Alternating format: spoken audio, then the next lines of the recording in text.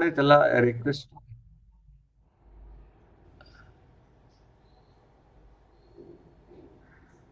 Okay.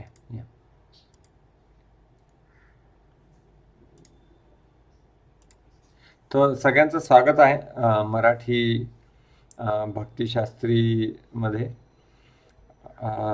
तर खूप इथे आपण इथे उत्साहाने जमलेले आहात. या तर मोठ्या उत्साहाने इथे जमलेले आहात. मराठीमध्ये भगवद्गीता मला घ्यायला सांगितली सचिनंदन भगवान प्रभूजींनी. तर त्यांचे माझे खूप घनिष्ठ मित्र आहेत.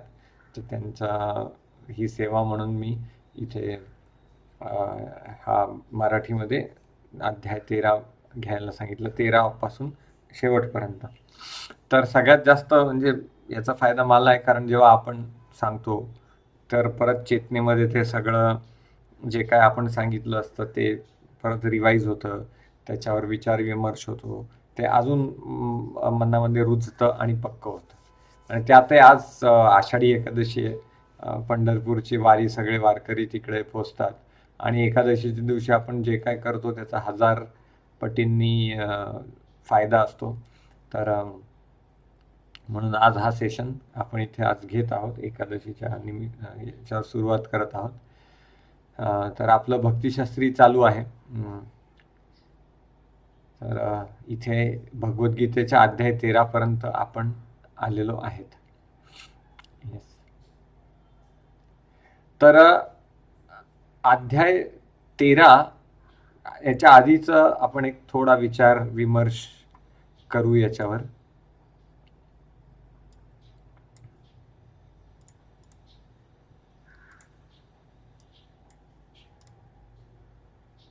येस. तर प्रकृती, पुरुष तथा चेतना हे या अध्यायाचं शीर्षक आहे.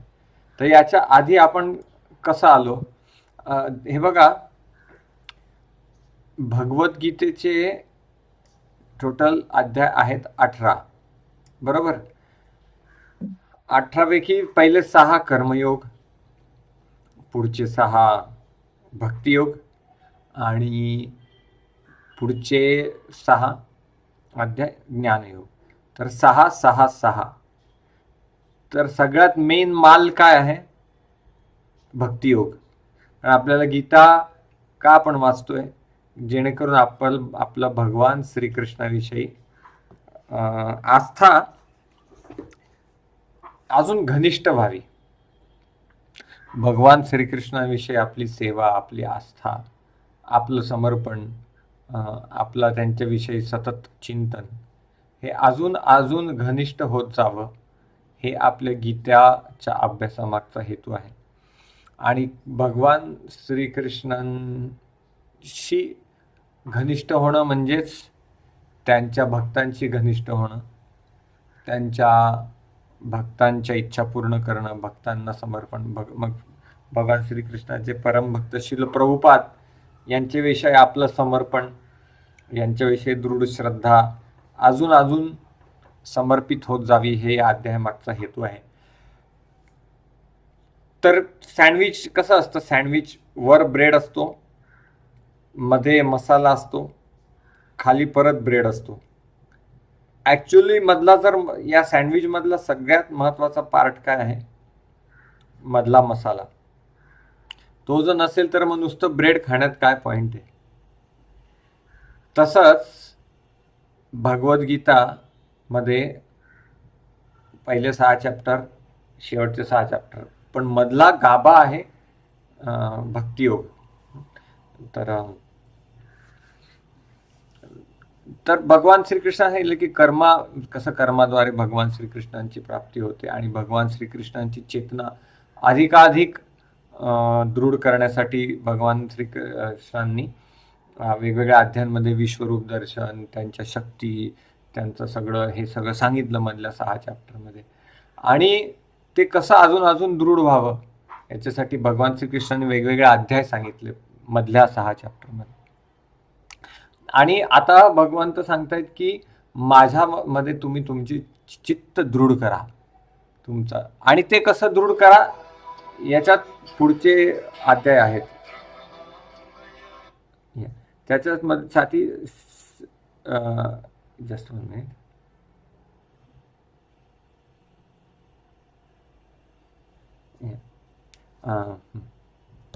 येस, त्याच्यासाठी पुढचे 6 अध्याय आहेत. ज्ञानयोग म्हणजे भगवान श्रीकृष्णांवर दृढता अजून अजून कशी संकलित करत जावी. ह्याच्यात आपण आता हे राधेश्याम प्रभूंचीच कृपा आहे, त्यांनी दिलेली स्लाइड आहे. तर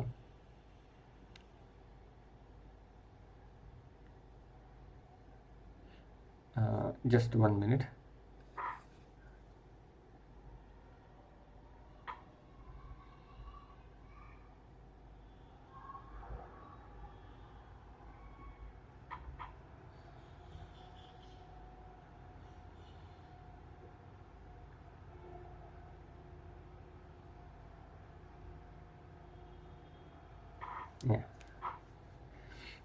सो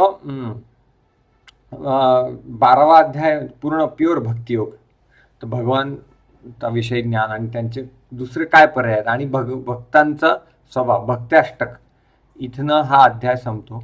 आणि आजचं हे सत्र 13वा अध्याय. बघा, आपण कधी अध्यायाचं विहंगावलोकन करायचं असतं. येस, विहंगावलोकन म्हणजे पहिले पूर्ण बघायचं की या अध्यायामध्ये काय काय आहे, कुठल्या कुठल्या सेक्शनमध्ये काय काय लपलेलं आहे, हे या आपण विहंगावलोकन बघायचं असतं. आपल्याला जे स्क्रीनवर दिसत आहे की या अध्यायात नेमकं काय आहे. तर याच्या आधीचे सेक्शन्स कोणी घेतले होते प्रभू? पहिले 12 अध्याय कोणी कोणी घेतले होते? पहिले 1 ते 6 अध्याय प्रभूजी आनंद प्रभूजींनी घेतले होते. नंतर 6 अनंत ते 12 अनंत विजय प्रभू. अनंत विजय प्रभू. ओके. अनंत विजय प्रभू. येस. ओके. नंतरचे 6 ते 12 अध्याय अमित प्रभूजी, आम्ही मधुसूदन प्रभू, अंशु प्रभूजी यांनी घेतले. ठीक आहे, नो प्रॉब्लेम. तर अशा पद्धतीने हा अध्याय जो आहे या प्रश्न याच्यात विभागला गेलेला आहे. काय विभाग? वाइजेस्ट याचा शॉर्ट फॉर्म आहे. Wise question. पहिले 7 जे श्लोक आहेत ते अर्जुन भगवान श्रीकृष्णाला खूप छान छान प्रश्न विचारतात आणि मग भगवान श्रीकृष्ण उत्तर द्यायला सुरुवात करतात. ते 6 प्रश्न आपण काय आहे ते चर्चा करणार आहोतच. आणि आयटम्स ऑफ नॉलेज मग पुढचं आहे ज्ञान, जे भगवान श्रीकृष्ण अर्जुनाच्या प्रश्नाचं उत्तर देतात की काय ते ज्ञान आहे भगवत प्राप्ती करायचं. आणि मग 13 ते 19 आत्मा आणि परमात्म्यातला काय भेद आहे. मग एन्जॉयर म्हणजे पुरुष, कोण पुरुष आहे? E for enjoy, W for wise questions, I for items of knowledge, S for soul and super soul, E for enjoyer, S for seeker to seer म्हणजे खोजीचे दृष्टातक, म्हणजे साधक पासून तर ॲक्च्युअल बघणारा. आणि मग ट्रान्सेंडेंटल म्हणजे दिव्यता कशी प्राप्त करायची. तर हे 6 अंग आहेत 13व्या अध्यायाचे. क्षेत्र, क्षेत्रज्ञ, विभाग, योग, नेचर, एन्जॉयर अँड कॉन्शियसनेस. तर इथे आता आपण सुरुवात करू. पहिले 7 सगळ्यांना आलं लक्षात की काय काय आहे या अध्यायातले प्रभाग, हे सगळ्यात महत्त्वाचे. आता पहिले 7 प्रश्न, बुद्धिमान प्रश्न आपण आता चर्चा करणार. आता हे बघा, इथे आपण बघू अध्याय 1 ते 6 कर्मयोगच्या माध्यमातून भक्तियोग कशी प्राप्त करायची. 13 ते 18 अध्याय म्हणजे काय, ज्ञानाच्या माध्यमातून कशी भक्ती प्राप्त करायची. आणि अध्याय 7 ते 12 ॲक्च्युअल भक्तियोग आहे. तर भक्ती श्रेष्ठ आहे म्हणून ती मधोमध ठेवली आहे. जसं एखादा हिरा असतो, त्याच्या खाली पेटी असते आणि वर पेटी असते, अशी पेटी बंद होते आणि हिरा असा मधोमध असतो. तसंच भक्ती योगाचं आहे. Yes. तर अध्याय 18, 13 ते 18, तर श्लोक 12.7 मध्ये भगवान श्रीकृष्णांनी आपल्या भक्तांना मृत्यूसागरातून वाचवण्याचं वचन दिलं. ददामी एतत् वचनं मम.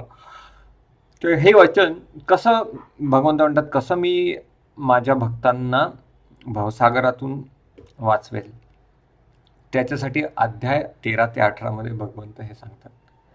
तर भौतिक बंधनातून विषय मुक्तता व्हावी हे दिव्य ज्ञान 13 ते 18 मध्ये भगवंत सांगतात. येस. तर ते ज्ञान, मग ते केवळ ज्ञानयोगवालं ज्ञान नाहीये, ती भक्तीच झाली मग. कारण भक्तीशिवाय ज्ञान आणि कर्म दोन्ही व्यर्थ आहे. तर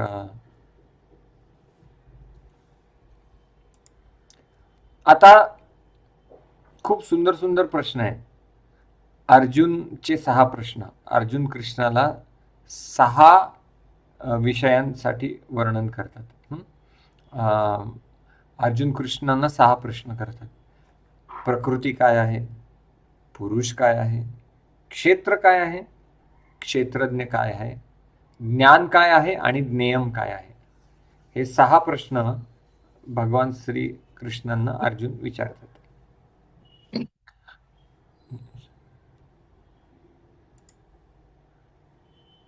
तर अर्जुन, जड पदार्थ, आत्मा आणि ज्ञान. तर जड पदार्थ म्हणजे प्रकृती आणि क्षेत्र, आणि आत्मा म्हणजे पुरुष आणि क्षेत्रज्ञ, आणि ज्ञान म्हणजे ज्ञेय. ज्ञान त्यांच्यातलं ज्ञान, ते प्राप्त करण्याचं ज्ञान. हे प्रश्न अर्जुन भगवंताला विचारतात. येस. तर आता आपण श्लोक बाय श्लोक जाऊ.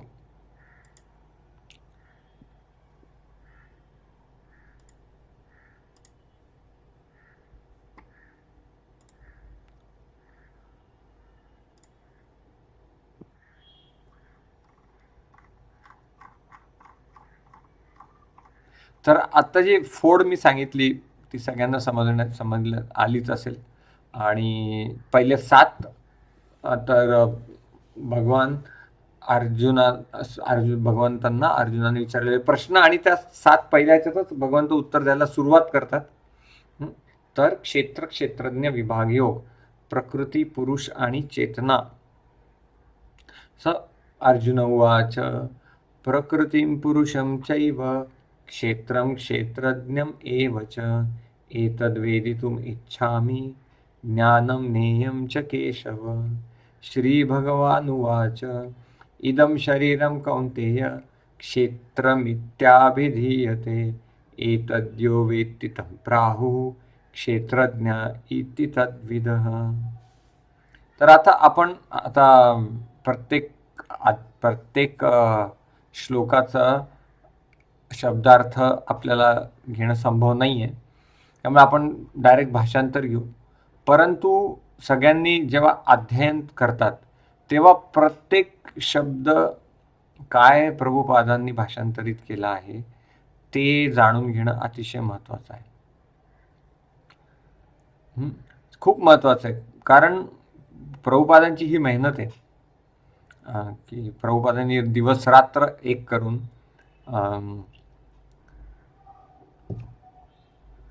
भाषांतर केलं आहे. तर शब्दशः भाषांतर प्रभुपादांनी काय शब्द निवडले आहेत संस्कृत शब्दांसाठी ते जाणणं अतिशय जरुरी आहे.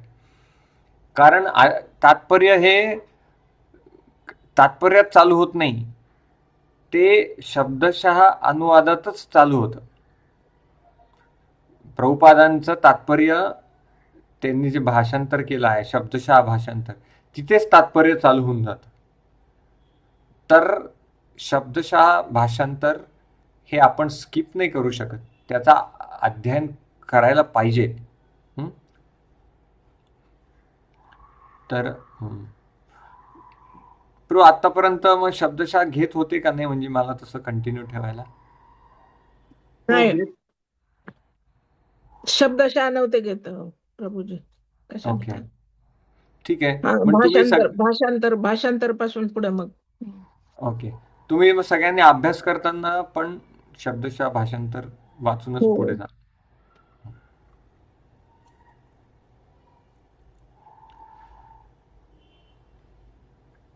अर्जुन म्हणाला, हे कृष्ण, मला प्रकृती, पुरुष, क्षेत्र, क्षेत्रज्ञ आणि ज्ञान व ज्ञेय याबद्दल जाणून घ्यावयाची इच्छा आहे. काय काय? प्रकृती, पुरुष, क्षेत्र, क्षेत्रज्ञ, ज्ञान आणि ज्ञेय याबद्दल जाणून घ्यावयाची इच्छा आहे. श्री भगवान म्हणाले, हे कौंतेया, या शरीराला क्षेत्र म्हटले जाते आणि जो या शरीराला जाणतो त्याला क्षेत्रज्ञ म्हटले जाते. म्हणजे भगवान श्रीकृष्णांनी उत्तर द्यायला सुरुवात केलेली आहे.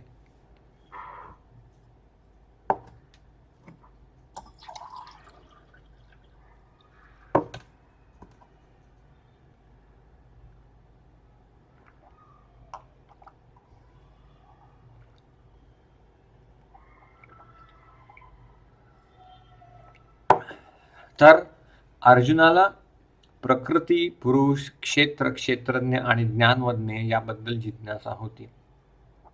या सर्वांबद्दल जेव्हा त्याने श्रीकृष्णांकडे पृच्छा केली तेव्हा श्रीकृष्ण म्हणाले की या शरीराला क्षेत्र म्हणतात, जो या शरीराला जाणतो त्याला क्षेत्रज्ञ म्हणतात.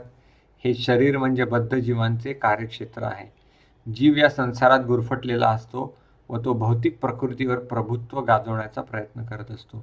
म्हणून भौतिक प्रकृतीवर प्रभुत्व गाजवण्याच्या त्याच्या क्षमतेनुसार त्याला कार्यक्षेत्र प्राप्त होते.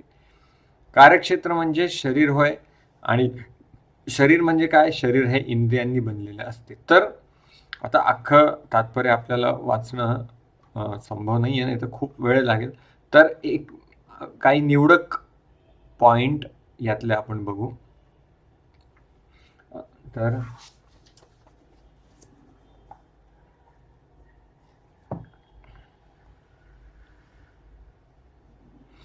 सहा प्रश्न, प्रकृती, पुरुष, क्षेत्र, क्षेत्रज्ञ, ज्ञान, ज्ञेय, हे 6 प्रश्न आहे.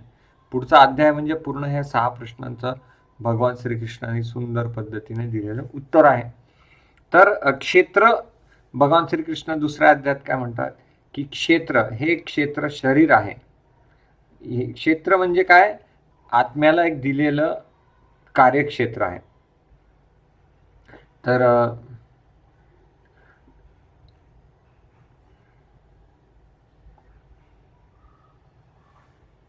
भगवान श्रीकृष्णांपासून अलग विभिन्न होऊन आनंद प्राप्त करायची इच्छा जीवात्म्यात येते आणि जीवात्म्याला एक क्षेत्र दिलं जातं, हे शरीर दिलं जातं. जसं प्रभुपाद बऱ्याचदा आपल्या ज्या प्रवचनांमध्ये सांगतात की जसं कोणी एक शेतकरी असतो, त्याला एक शेत दिलं जातं सांभाळायला.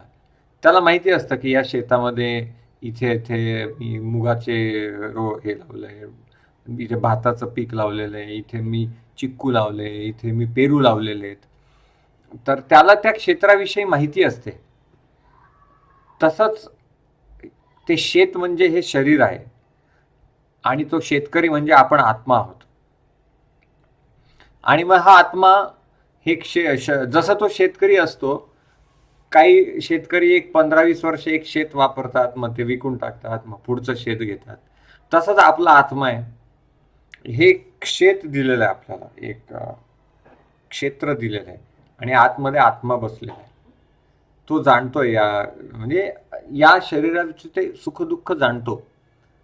कोणाला कमरेतच दुखी असते, कंबर दुखी असते, कोणाला पोट दुखी असते, कोणाला हृदयात कोलेस्टेरॉल झालेलं असतं, कोणाला चष्मा असतो, कोणाला कानात इश्यू असतो.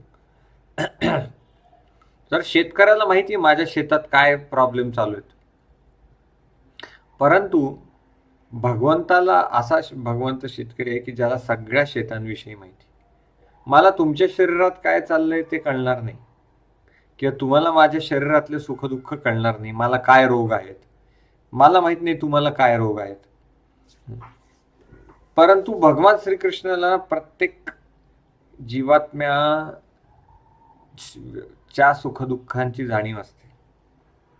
येस. तर हा जीवात्मा जो सच्चिदानंद जीवात्मा या भौतिक जगात येतो आणि या क्षेत्रात तो फसतो आणि त्याच्या क्षमतेनुसार तो या जगावर प्रभुत्व प्राप्त करण्याचा प्रयत्न करतो. त्याला एक शरीर दिलं जातं की घे बाबा, काय प्रभुत्व करायचंय तू या जगात कर, असं भगवंत म्हणून त्याला शरीर देतात. परंतु त्याची स्थिती प्रभू नाहीच आहे, प्रभुत्व प्राप्त करण्याची त्याची स्थिती नाही आहे. मग तो त्याच्या परीने प्रयत्न करत असतो या जगावर प्रभुत्व गाजवण्याचा. मग या जगावर प्रभुत्व गाजवण्याचे काय काय प्रभुत्व गाजवण्याचे काय काय पद्धती करतो हा जीवात्मा. टेररिस्ट लोक मशीन गन बॉम्बस्फोट करून विचार करतात की अरे हा भारताचा हा भाग जम्मू काश्मीर आमचा झाला पाहिजे. प्रभुत्व. प्रभुपाद किती वेळेस तात्पर्य सांगतात, भारत आणि चायनामध्ये मोठं युद्ध झालं का, एक असं छोटंसं क्षेत्र होतं जिथे काही पीक पण येत नाही, काही नाही. ते प्राप्त करण्यासाठी, प्रभुत्व प्राप्त करण्यासाठी लाखोंची संपत्ती डिफेन्समध्ये वाया जाते. हजारो लाखो सैनिक मरतात. आता रशिया युक्रेन युद्ध असो किंवा आता सध्या कुठलं युद्ध चालू आहे, या इराण आणि अमेरिका युद्ध असो, या युद्धामध्ये मृत्युमुखी पडणाऱ्या सैनिकांची संख्या लाखापेक्षा जास्त आहे. का? फक्त इगो, अहंकार, प्रभुत्व गाजवण्याची इच्छा, ज्याच्यासाठी हा जीवात्मा इथे आलेला आहे. तर अमेरिकेचे लाखो सैनिक, तरुण बिचारे सैनिक, त्यांच्या आई असेल, त्यांच्या बहिणी असतील, मृत्युमुखी पडले. इराणचे मृत्युमुखी पडले, रशियाचे मृत्युमुखी पडले, युक्रेनचे मृत्युमुखी पडले. का? प्रभुत्व गाजवण्याची इच्छा.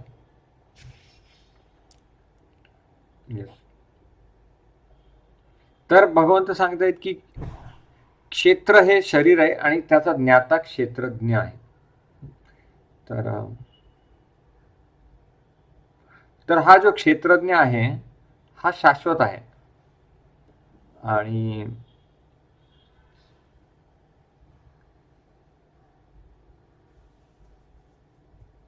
तर परंतु आता हा जीवात्मा येतो इथे प्रभुत्व गाजवायला. मग आपण बघतोय प्रभुत्व गाजवण्याची जी चढाओढ आहे ती केवळ देशादेशात नाही, ती चढाओढ राज्यातही असते. ती चढाओढ बिल्डिंगमध्ये पण असते. आमच्या बिल्डिंगमध्ये काल 2 भांडणं झाली, मोठे भांडण. दुपारी एक भांडण, संध्याकाळी एक भांडण. का? प्रभुत्व गाजवायची इच्छा.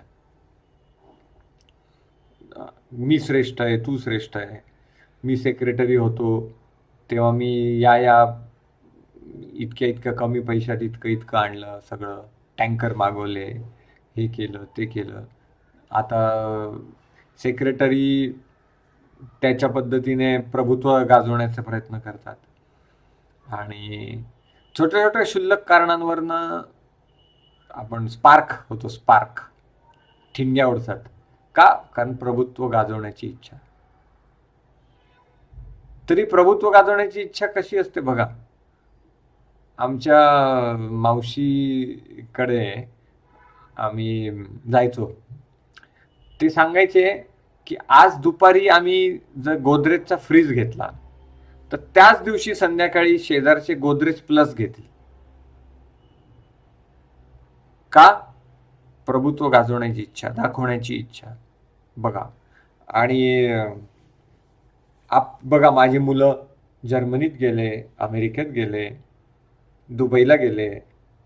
बस आजकालचा जो मध्यमवर्गीय किंवा उच्च मध्यमवर्गीय जो समाज आहे त्यांच्या आयुष्याचं फक्त एकच हेतू राहिलेला आहे. मुलगा गेला अमेरिकेत, बास, ते त्यांना गोलोक गाठणे इतकं त्यांची धन्यता आहे. बस ते धन्य झाले तिथेच. आणि मी ते सांगायचं, हो मुलगा अमेरिकेला आहे, मुलगा अमेरिकेला आहे, मुलगा जर्मनीला आहे, मुलगा दुबईला आहे.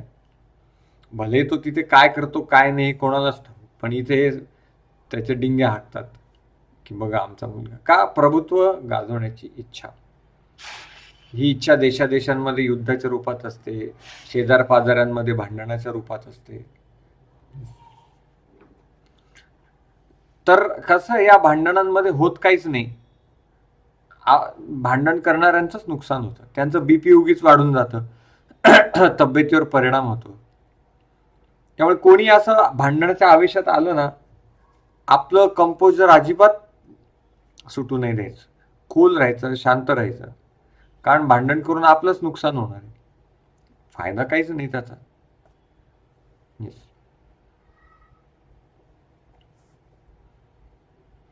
हा, फक्त अन्याय होऊ द्यायचा नाही, आपल्यावर अन्याय होऊ द्यायचा अर्थ नाही की आपण कोणी एक थोबाडीत मारली की दुसरी थोबाडीत.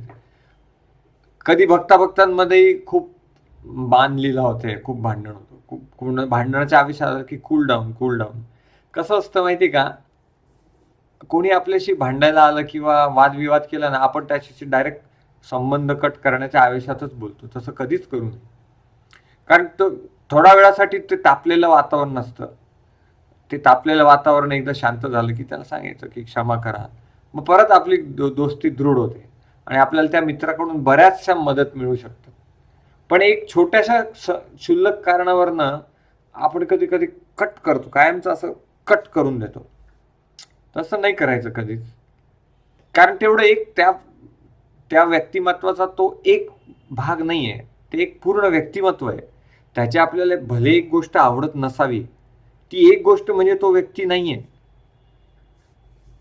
तर असं बऱ्याचदा बघतो आपण की कोणीतरी भक्त आहे असा, खूप काहीतरी वाईट सवय, काहीतरी ढिल्ला आहे त्याच्या भक्तीत, परंतु 7-8 वर्षांनी आपण परत त्याला नंतर भेटतो, त्याच्यात खूप आमूलाग्र बदल झालेले असतात. तर अशा पद्धतीने ही चर्चा आहे.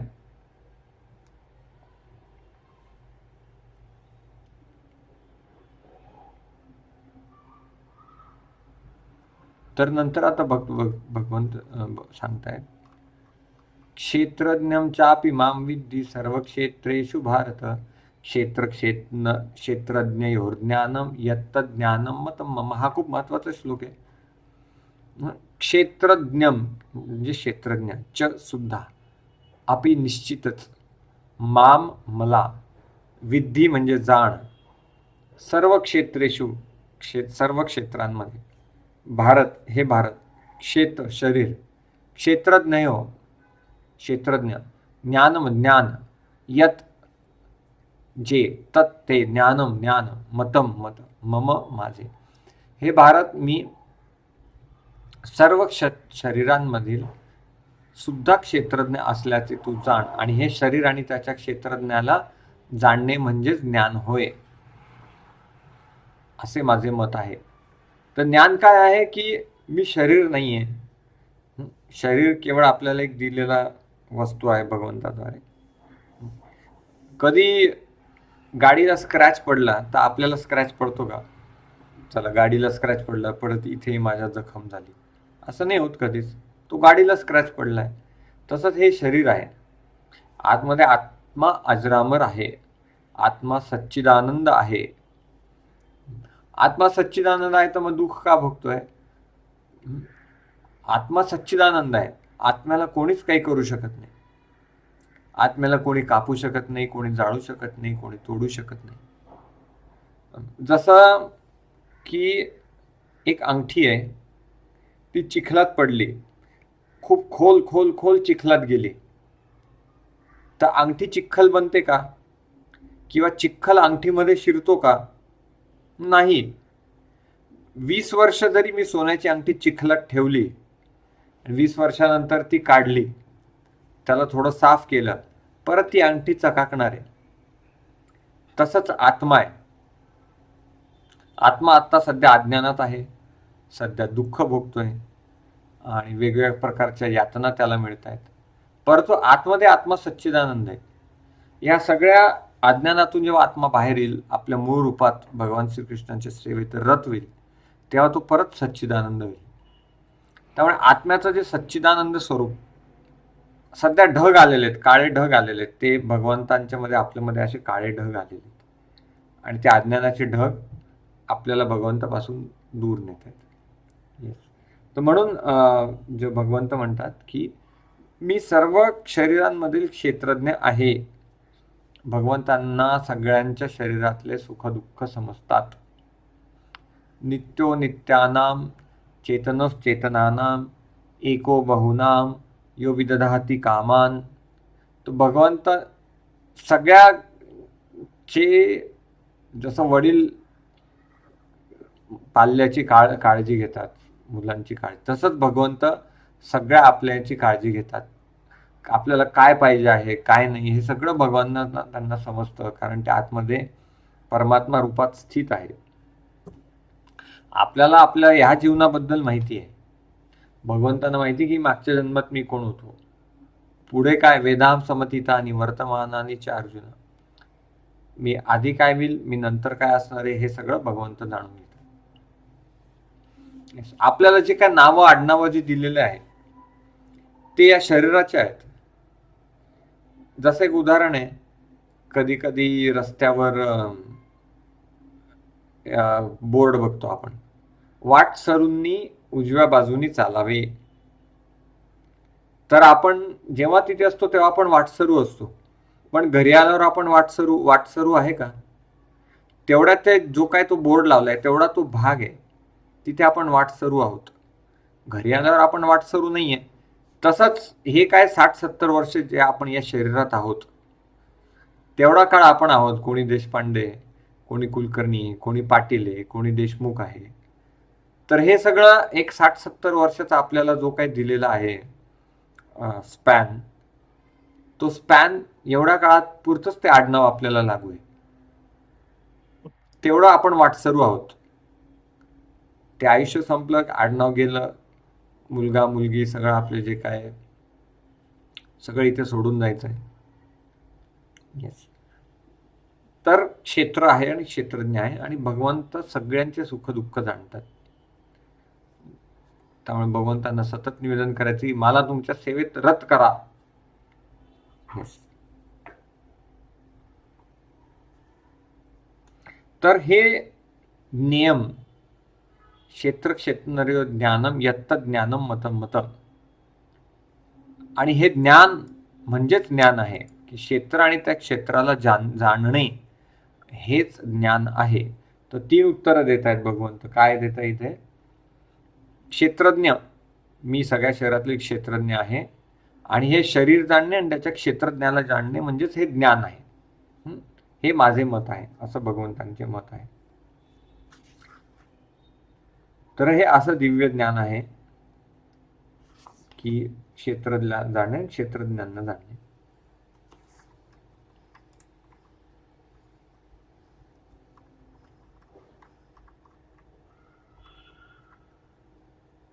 तर आपल्याला फ्लो समजला आहेच कसा जातो आहे. इथे काय अर्जुनचे परत 6 प्रश्न आपण उजळणी करू.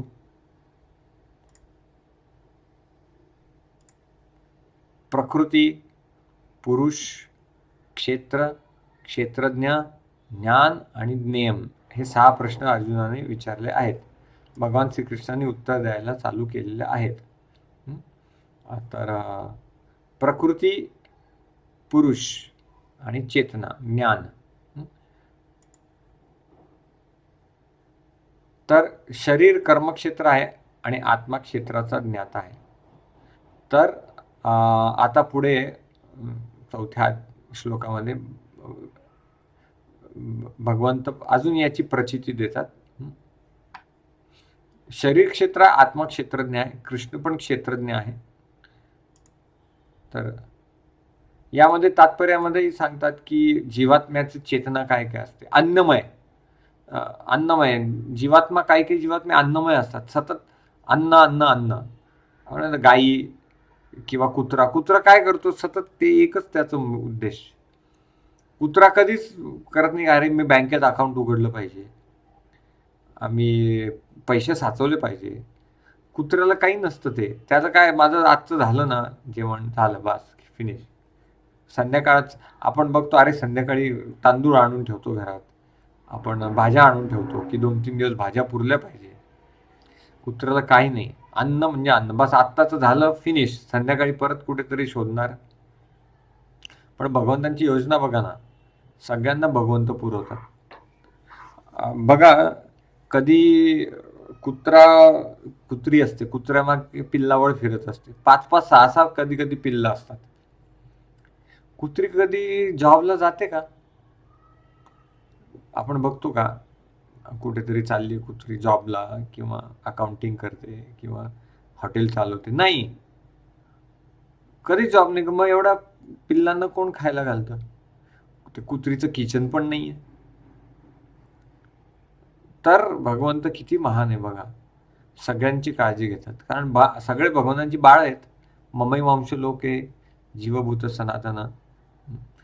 आता मग दुसरा स्तर असतो प्राणमय, आपल्या जीवनाला संरक्षित. बघतो आपण, खास करून सोफिस्टिकेटेड लोक, त्यांची चर्चा हीच असते, अरे मी ही पॉलिसी घेतली, मी ही इन्शुरन्स पॉलिसी घेतली, मी आपल्या बिल्डिंगमध्ये वॉचमन ठेवला, त्या वॉचमनला इतका पगार दिला पाहिजे. बस त्यांची दिवसभर हीच चर्चा. आम्ही या शाळेमध्ये आमच्या मुलाला भरती केलं, आम्ही या डॉक्टरांकडे जातो, आम्ही आयुर्वेदिक घेतो, आम्ही ॲलोपॅथिक घेतो. बस विषय संपला. कसं मी डिफेन्स करतो? म्हणून खूप छान श्लोक आहे. गृहेषु कूट धर्मेषु सक्तो ग्राम्य सुखेच्छया कुर्वन् दुःख प्रतिकरम सुखवत मन्यते गृही. तर गृहस्थ धर्म हा काय कूट धर्म आहे. गृहेषु कूट धर्मेषु, आणि इथे तुच्छ सुखासाठी गृहस्थ जीवनामध्ये गृहमेधी लोक लालायित असतात. सक्तो ग्राम्य सुखेच्छया. मग काय, कुर्वन् दुःख प्रतिकरम, म्हणजे दुःखाचा प्रतिकार करणं, याच्यातच ते धन्यता मानतात. कुर्वन् दुःख प्रतिकरम सुखवत मन्यते गृही. त्यांना काही नसतं की अरे हे जीवन संपलं की मला अशा ठिकाणी जायचं आहे की जिथून मला परत नाही यायचं, या जगात परत दुःख भोगण्यासाठी मला इथे नाही यायचं आहे. ही त्यांची काय प्लॅनिंगच नाही. बस कसं डिफेन्स, कसा इंजिनिअरिंग करायचं. आता सध्याचा अतिशय हॉट विषय बघा, नीटचे पेपर फुटले. जे कॉक्रोच झुरळ जनता पार्टी त्यांनी बघा, त्यांना लाजही नाही स्वतःला झुरळ म्हणून घेण्यात. तर नीटचे पेपर फुटले आणि 20 मुलांनी आत्महत्या केली. आता हा काय आत्महत्या करण्याचा विषय आहे का? आयुष्य म्हणजे काय फक्त ही काय नीटची एक्झाम आहे का? बस संपलं. अहो तुम्हाला मी सांगतो, सचिन तेंडुलकर 12वी पास आहे, गेला का नाही पुढे तो? एक परीक्षा म्हणजे सगळं असतं का? कधीच नाही. माझा खूप अतिशय जवळचा मित्र होता माझा 10वी मध्ये. तो मुलगा 10वी मध्ये 3 वर्ष नापास झाला. Can you imagine? 3 वर्ष. तो म्हणला आता मी आत्महत्याच करतो. खूप तो, कारण नातेवाईकांचं एक दडपण असतं ना की अरे माझ्या मावशीच्या मुलाला 90% पडले, तो इंजिनिअरिंगमध्ये ॲडमिशन घेतोय.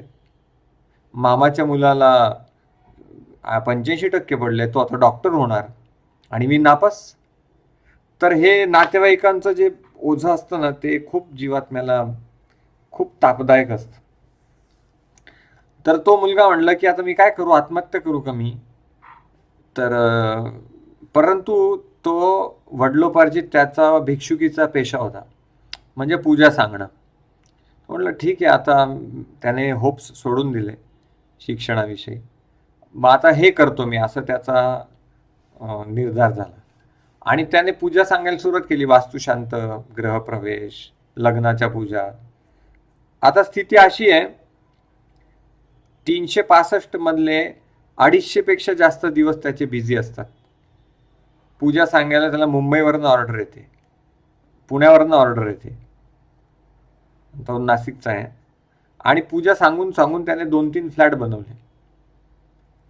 तर एक परीक्षा म्हणजे सगळं काही आहे का? परंतु किती मन आत्म्याला चीट करत असतं, आत्म्याला खड्ड्यात घालत असतं. मग आणि कितीतरी उदाहरणे असे. काही काही जण आहे त्यांना हिंदी वाचता येत नाही. माझे एक नातेवाईक आहे, इंग्लिश वाचता येत नाही. झेरॉक्सचं दुकान आहे, झेरॉक्सच्या दुकानांवर 4 ते 5 पिढ्या बसून खातील एवढं कमावून ठेवलंय. इंग्लिश वाचता येत नाही. आणि इथे हे मुलं आहे, एक परीक्षा नापास, सगळं संपलं म्हणजे यांच्या जीवनात. असं थोडी आहे. आणि यांना म्हणजे विश्वास नाही आहे ना की माझी काळजी भगवंत घेणार आहे. अरे भगवंत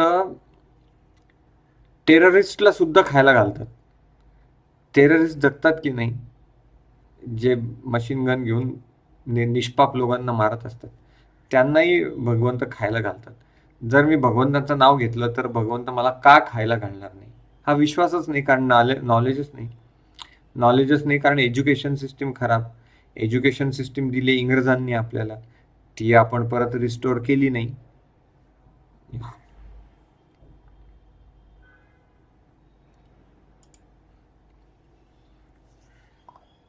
तर ज्ञानमय. मग पुढचा कोश आहे ज्ञानमय, की मन, बुद्धी, भावना, सौंदर्यशास्त्र, सूक्ष्म परस्पर क्रिया कसा राहणार. ज्ञान म्हणजे काय? थोडा हा जो वर्ग असतो थोडा वर उठलेला असतो. म्हणजे कविता, जसं पु ल देशपांडेंच्या कवी ग्रेस, आपल्याला मराठीमध्ये आठवत असेल, कवी ग्रेस. अजून काय, पु ल देशपांडे, प्र के अत्रे, नासी फडके, कुसुमाग्रज, आणि आणखीन कोण कोण, शांता शेळके. हे काय कवी कवयित्री निसर्गावर कविता करणार. सुंदर पक्षी जात होते, समुद्रात लाटा येत होत्या, अजून हवेची झुळूक आली आणि मला आनंद देऊन गेली. बस संपलं त्यांचं इथेच. येस. आणि मग संगीतामध्ये गझल आणि कुमार गंधर्व, काय काय काय. येस. तर हा ठीक आहे, एक पद्धतीने ते मनोरंजन आहे, ते झालं पाहिजे. परंतु हे विसरू नका ना की ह्या जगात एक आपण इथे राहतो, हे जग काय आहे, मी इथे का आलो आहे, आणि मृत्यूनंतर मी कुठे जाणार आहे, जन्माआधी मी कुठे होतो, काही संबंधच नाही. मग त्याच्यावर अजून थोडा विज्ञानमय. त्यांना माहिती असतं की आपण शरीर नाही, आत्मा आहे आणि ब्रह्म आहे, अहम ब्रह्मास्मी. परंतु परमात्म्याचं ज्ञान नसतं, ते भक्तीचा रस नसतो त्याच्यात, ते एक शुष्क ज्ञान असतं, त्याच्यात रस नसतो. असतं ते अध्यात्मच असतं, त्यांना ज्ञान असतं, परंतु ते निराकारात विलीन होणं, काहीतरी एका प्रकाशावर मेडिटेट करणं, प्रकाशानंद. येस. तर आनंदमय काय? ऍक्च्युअल आनंद, भगवंत आणि आपला नातं, आणि त्या नात्यात काय गोडवा आहे, आणि ते नातं आपल्याला किती आनंदाचा समुद्र देऊ शकतं, याला म्हणतात आनंदमय. सध्या साधना कडू वाटेल, पण जसं जसं आपण अजून पुढे जात जाऊ, आनंदाची प्राप्ती होईल.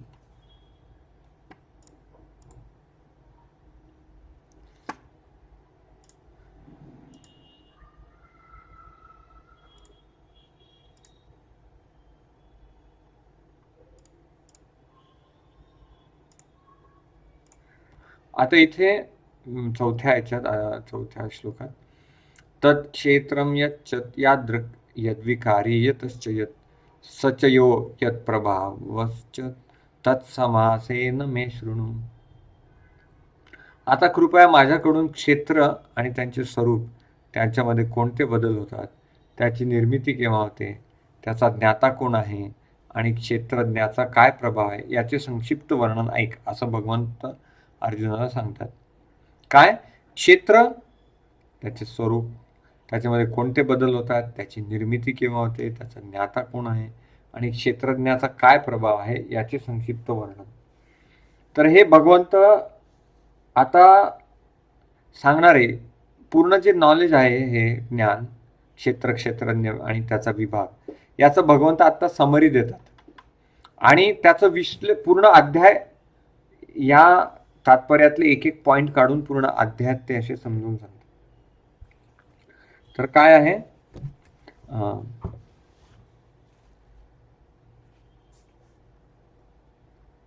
यच्च म्हणजे शरीर कसं बनलंय, यादृक म्हणजे या शरीराचे गुणधर्म काय आहे. शरीर कसं बनलं आहे 6व्या श्लोकात सांगणार आहेत.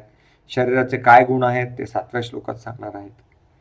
आणि मग यद्विकारी म्हणजे काय काय याच्यात चेंजेस होतात, बदल होतात, ते 7व्या आणि 20व्या श्लोकात भगवंत सांगणार आहे.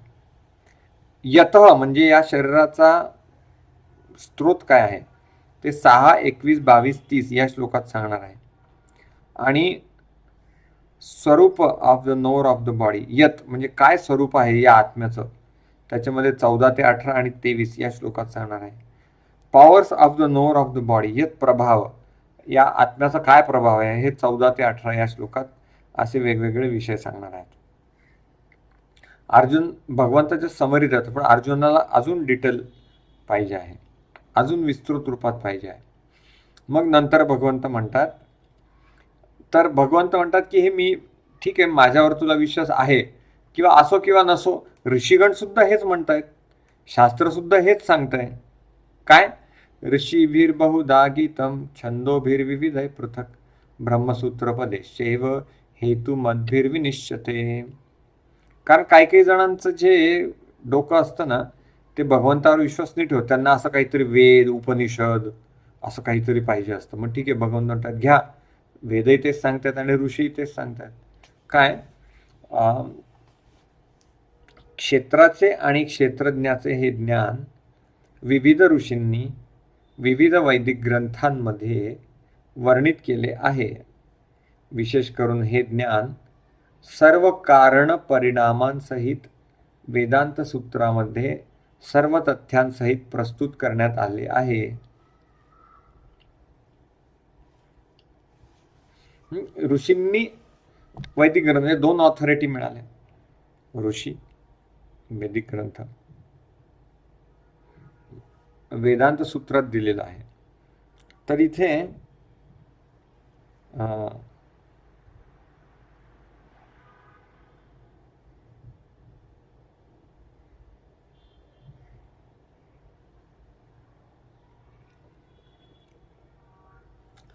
प्रभुपाद सुंदर तात्पर्य लिहितात आणि त्यात काही वेदांत सूत्र पण देतात. बघा, प्रभुपादांचे तात्पर्य किती महान आहेत. त्यात वेदांचा ऋग्वेद, यजुर्वेद, उपनिषद, किती उपनिषद प्रभुपाद कोट करतात. तैत्तरीय उपनिषद, श्वेताश्वतर उपनिषद, कठा उपनिषद, ऋग्वेद, अथर्ववेद, वेगवेगळे प्रभुपादांचा किती खोल अभ्यास आहे, किती गहन. इथे ब्रह्मसूत्रही दिलेलं आहे. तर ब्रह्मसूत्र काय आहे की झिप फाईल, एकदम छोटंसं असतं पण त्यात इन्फॉर्मेशन खूप असते. तर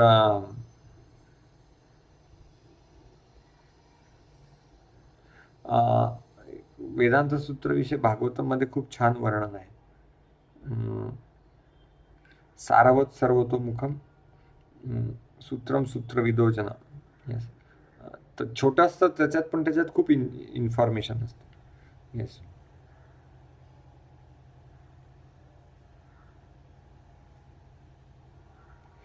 जस्ट मी तुम्हाला तो श्लोक सांगतो.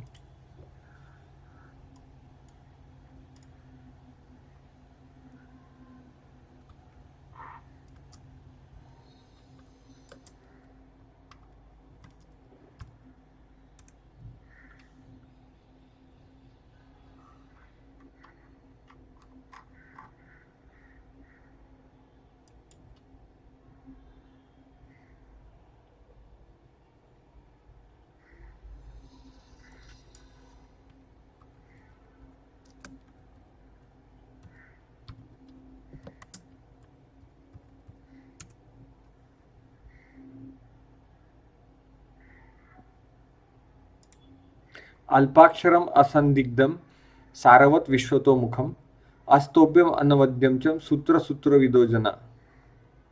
म्हणजे अल्पाक्षर छोटेसे अक्षर असतात, असंदिग्धम क्लिअर, त्याच्यात काही कन्फ्युजन नसतं, सार सगळ्या ज्ञानाचं सार देतात, विश्वतोमुखम सगळीकडे आपण ते वापरू शकतात, अस्तोभ्यम त्याच्यात काही कन्फ्युजन नसतं की काही असे चुकीचे शब्द नसतात, अनवद्यम पवित्र असतात, सूत्रम सूत्र विदोजना असे विद्वान लोक त्याला ब्रह्मसूत्र म्हणून जाणतात.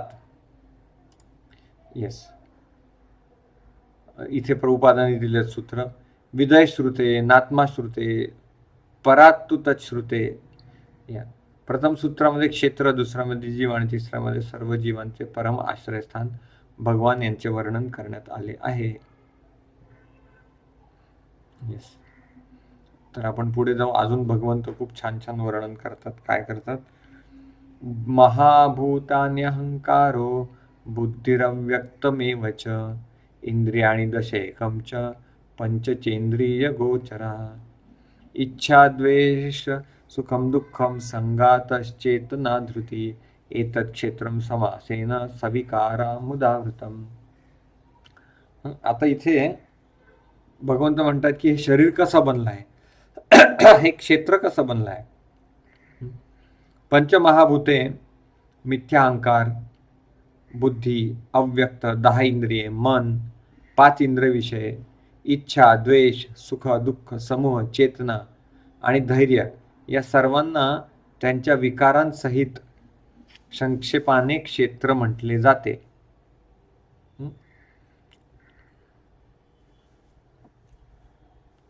तर पंचमहाभूत काय आहे? पृथ्वी, आप, तेज, वायू, आकाश, पंचमहाभूत. ठीक आहे. मग मिथ्या अहंकार, बुद्धी आणि अव्यक्त हे त्रिगुण आहेत. नेत्र, कान, नासिका, जिव्हा, त्वचा 5 इंद्रिय आहे. वाणी, पाय, हात, उपस्थ गुदा, कर्मेंद्रिय 5. इंद्रियांचा स्वामी असणारे मन आहे, अंतर्द्रिय, म्हणून मनासहित 11 इंद्रिय. नंतर शब्द, स्पर्श, रूप, रसगंध 5 इंद्रिय विषय. अशा रीतीने 24 तत्वांच्या समूहाला क्षेत्र म्हणतात. म्हणजे हे क्षेत्र काय आहे? 24 तत्वांपासून बनलेलं आहे. काय समरी? 5 स्थूल पंचमहाभूत, पृथ्वी, जल, अग्नी, वायू आणि अवकाश. 5 ज्ञानेंद्रिये, काय? डोळे, कान, नाक, जिव्हा आणि त्वचा. 5 कर्मेंद्रिये, आवाज, पाय, हात, गुदा आणि शिश्न. देन 5 पदार्थ काय? तन्मात्रा, वास, शब्द, स्पर्श, रूप, रस, गंध आणि मन. तर अशा पद्धतीने 5 चोक 20 आणि मन 21, बुद्धी 22 आणि अहंकार 23 आणि प्रधान 24. अशा प्रकारे 24 तत्वांनी हे क्षेत्र बनलेलं आहे. ठीक आहे. तर आता इथे सांगतात की 6वा आणि 7 श्लोक, 2 श्लोक इथे, की या क्षेत्रामध्ये काय विकार होतात. कधी कधी इच्छा होते, कधी कधी द्वेष होतो, कधी सुख मिळतं, कधी दुःख मिळतं. तर हे जे शरीर आहे 24 तत्वांनी बनलेलं आहे, या इमोशन्समध्ये ते फिरत असतं, या सुखदुःखांमध्ये ते फिरत असतं.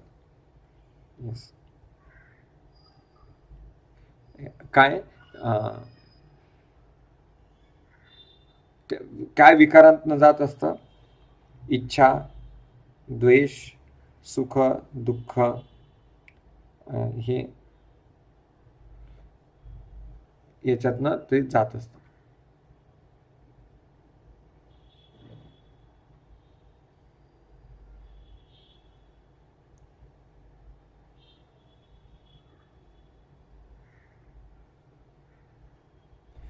तर शरीर हे सर्व घटकांचे प्रतीक आहे आणि शरीरामध्ये 6 स्थित्यंतरे होतात: उत्पत्ती, विकास, स्थिती, प्रजनन, क्षय आणि विनाश.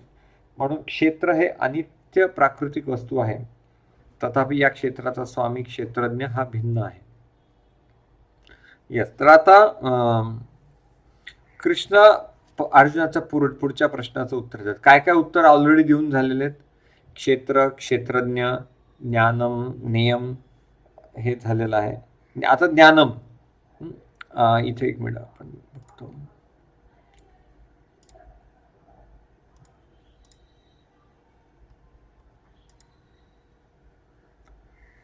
उत्तर 3, 4 आणि 5 भगवंत देतात.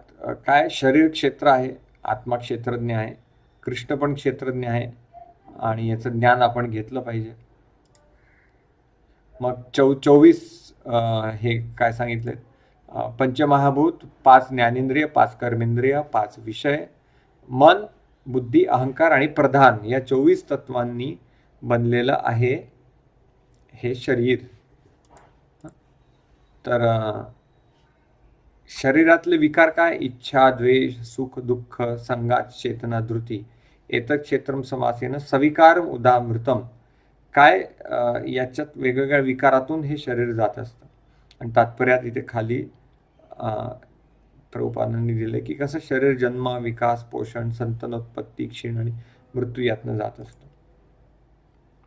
तर आता दुसरी फोड, या अध्यायाची दुसरी फोड काय, आयटम्स ऑफ नॉलेज.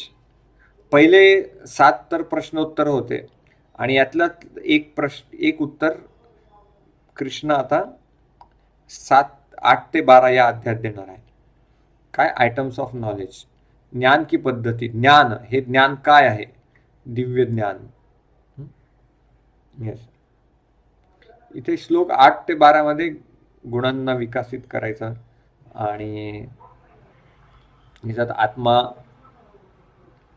शरीराच्या वर आहे, परमात्मा सर्वव्यापी, असं सगळं इथे ही चर्चा आहे. आणि भक्तच ही पूर्ण पद्धतीने समजू शकतात.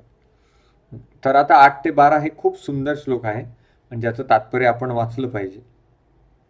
तर आपण याच्यात जाऊ. आणि हा श्लोक आहे, परीक्षेत असणार आहे, पाठांतराचा हा श्लोक आहे. अमानित्वम, अदम्भित्वम, अहिंसा, क्षांतिमार्जनम, आचार्योपासनम, शौचम, स्थैर्यम, आत्मविनिग्रह, इंद्रियार्थेषु वैराग्यम, अनहंकार एव च, जन्म मृत्यु जरा व्याधि दुःख दोषानुदर्शनम, आसक्तिरनभिस्वंग, पुत्रदार गृहादिषु, नित्यं च समाचित्तत्वम, इष्टानिष्टोपपत्तिषु, मयि चानन्य योगेन भक्तिरव्याभिचारिणी, विविक्तदेश संवित्वम, अरतिर्जन संसदि, अध्यात्म ज्ञान नित्यत्वम, तत्वज्ञानार्थ दर्शनम, एतज्ज्ञान इति प्रोक्तम, अज्ञानम यदतोऽन्यथा.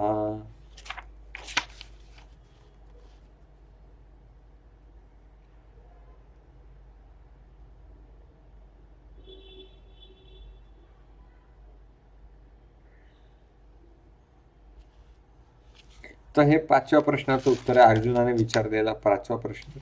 ज्ञानम काय आहे. प्रकृती भगवंताने सांगितलं, पुरुष सांगितलं, क्षेत्र सांगितलं, क्षेत्रज्ञ सांगितलं. आता ज्ञानमचं काय आहे, तर हे अतिशय सुंदर शृंखला आहे या श्लोकांची. हे ज्ञान काय आहे, हे 4 श्लोक म्हणजे ज्ञान आहे, 5 श्लोक, आणि याच्या व्यतिरिक्त जे काय आहे ते अज्ञान आहे. तर हे नम्रता, निरहंकार, अहिंसा, सहनशीलता, सरळपणा, आध्यात्मिक गुरुला शरण जाणे, पावित्र्य, स्थैर्य, आत्मसंयमन, इंद्रिय विषयांचा त्याग, मिथ्या अहंकाररहित, जन्म मृत्यू जरा व्याधी इत्यांमधील दुःख दोष जाणणे, अनासक्ती, घरदार, पत्नी, मुले, बाळे इत्यादींपासून अनासक्ती, इष्ट आणि अनिष्ट गोष्टींमध्येही समचित्त राहणे, माझी निरंतर आणि अनन्य भक्ती, एकांतवासात राहण्याची उत्कट इच्छा करणे, सामान्य लोकांपासून विलग राहणे, आत्मसाक्षात्काराच्या महत्त्वाचा स्वीकार करणे आणि परम सत्याचा तत्वज्ञानात्मक शोध, हे सर्व ज्ञान आहे असे मी घोषित करतो. या व्यतिरिक्त जे काय आहे ते सारे अज्ञानच आहे.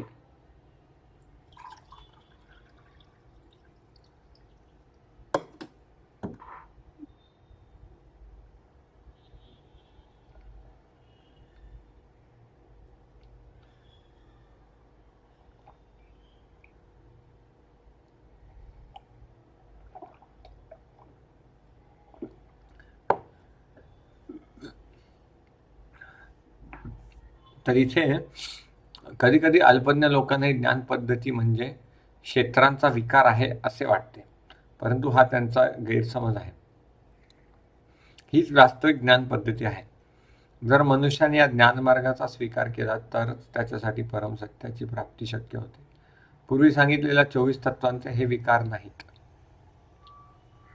वास्तविकपणे या तत्वांच्या जंजाळातून बाहेर पडण्याचे हे एक माध्यम आहे. देहधारी जीव हा देहाने बद्ध झालेला असतो. हा देह 24 तत्वांनी बनलेला असतो. या ठिकाणी वर्णन केलेली ज्ञान प्रक्रिया म्हणजे शरीरातून मुक्त होण्याचे साधन आहे. ज्ञानमार्गाच्या सर्व वर्णनातील महत्वाचा मुद्दा 11व्या श्लोकातील प्रथम पंक्तीत वर्णिला आहे. मयी चानन्य योगिन. तर इथे आपण एक एक बघू. या तर सगळ्यात पहिले जे पहिले 7 जे आपण चर्चा केले आहे, पहिले 7 श्लोक, पहिला हा जो सेक्शन आहे,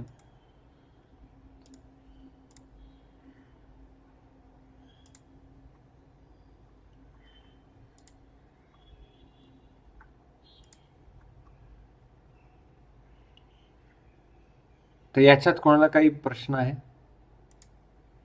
हा जो पहिला आपला जो सत्र झाला, पहिला जे विभाग 1 ते 7 याच्यात कोणाला काही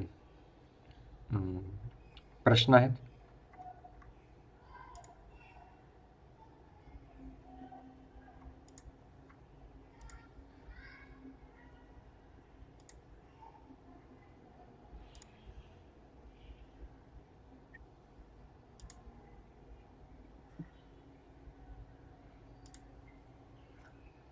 येस. तर आपण हे बघू. कोणाला काही प्रश्न असेल तर विचारा नक्की.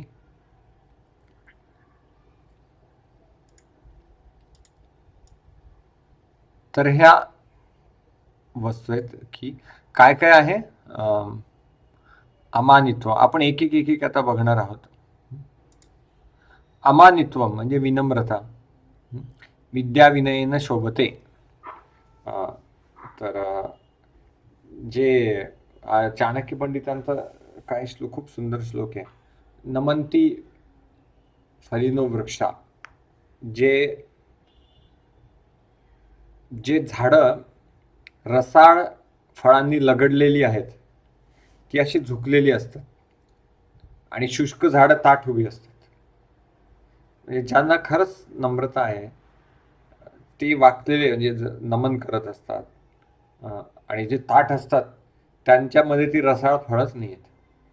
असं खूप सुंदर श्लोक आहे. जस्ट मी तो श्लोक शोधतो.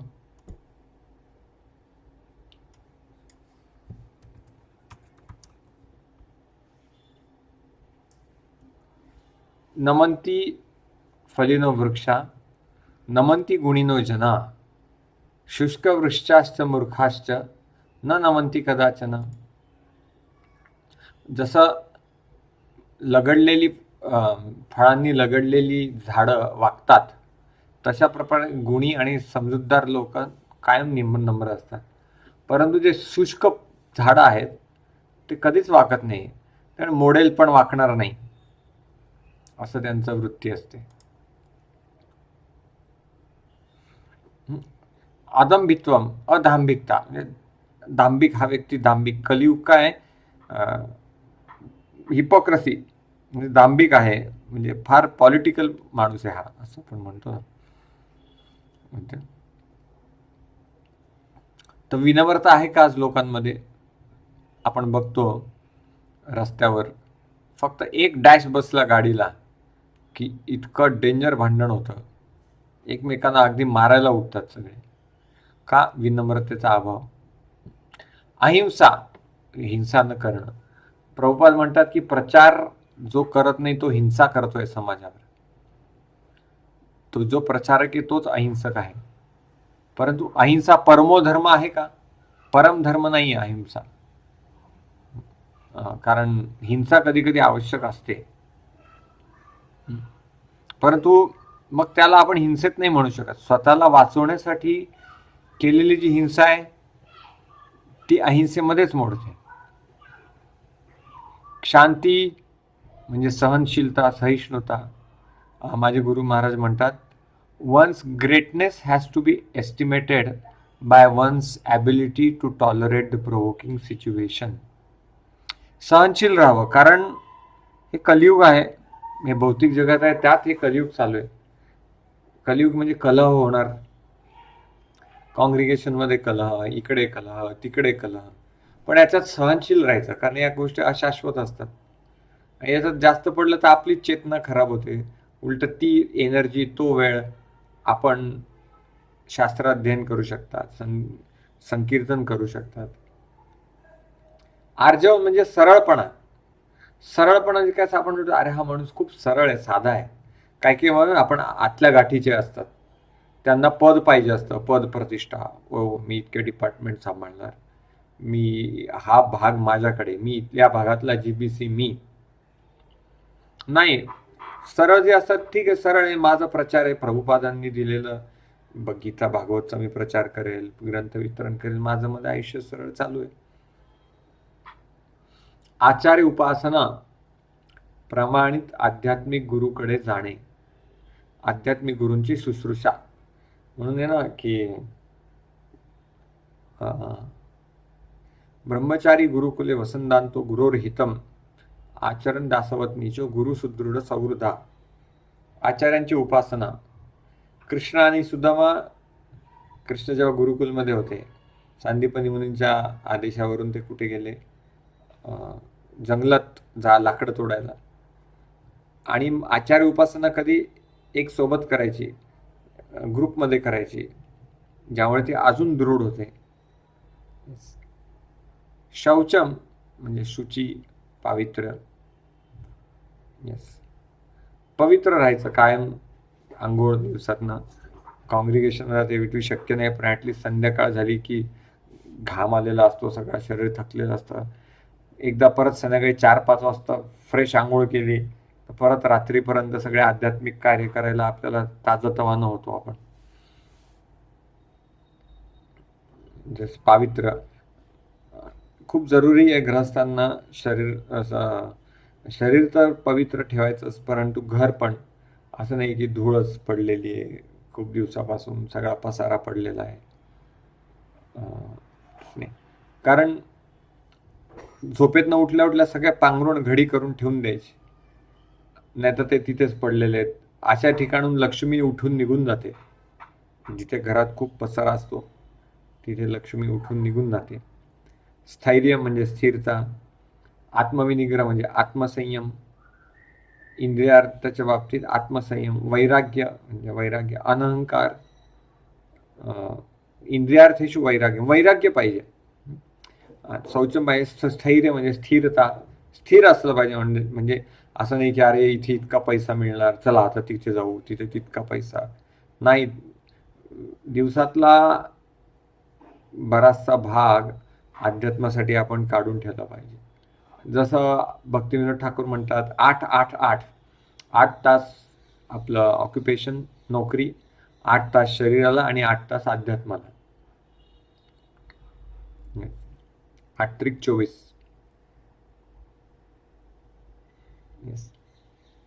विनिग्रह, आत्मसंयम, संयमी असायला पाहिजे. या संयमामध्ये सगळ्यात डेंजर काय, कोणी सांगाल? संयम करण्यासाठी सगळ्यात डेंजर वस्तू कुठली आहे? ज्या गोष्टीचा संयम सगळ्यात कठीण आहे करायला. आपल्या शरीरामध्ये, सगळ्या इंद्रियांमध्ये सगळ्यात अवघड आहे, सगळ्यात म्हणजे सगळ्यात अवघड संयम करण्यासाठी. आणि ती गोष्ट संयम झाली तर युद्ध जिंकलं. कोणी सांगू शकाल? हरे कृष्ण. यस. मन मन मन नाही. राग.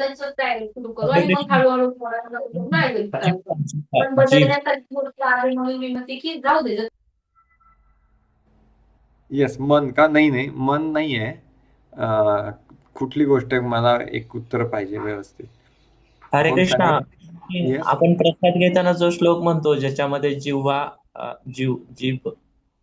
येस येस येस, सगळ्यात अवघड आहे जीव. खूप छान बापू प्रभूंनी उत्तर दिलेलं आहे. पिंगलाच्या सेक्शनमध्ये खूप सुंदर श्लोक आहे. यावत जितेंद्रिय नस्यात विजित अन्नेंद्रिय पुमान न जयत रसनम यावत जितम सर्वम जिते रसे. काय आहे की 11व्या स्कंदात पिंगलाचा जो सेक्शन आहे, जे त्याच्यात सांगितलेलं आहे उद्धव गीतेमध्ये, यावत जितेंद्रिय नस्यात विजित अन्येंद्रिय पुमान न जयत रसनम यावत जितम सर्व जिते रसे.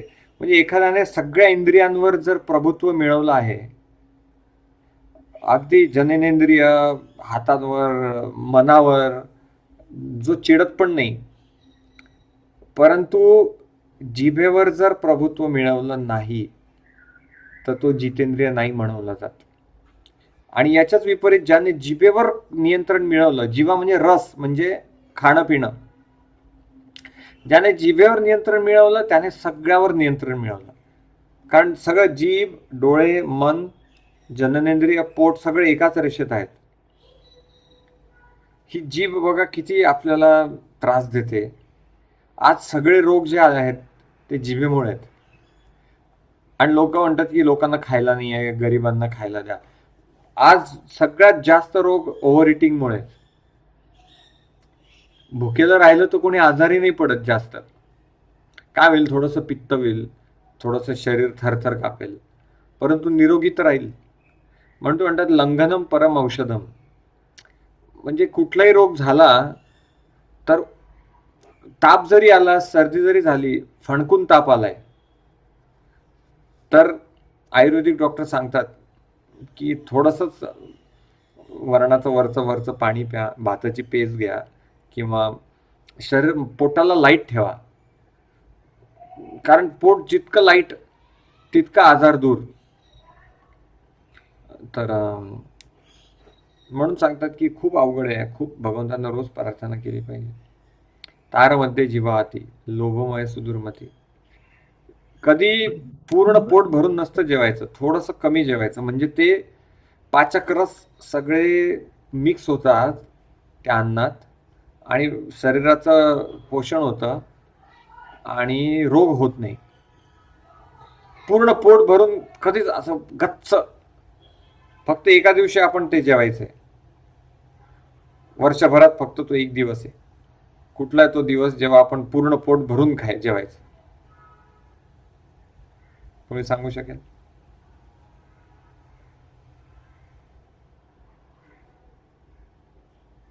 येस.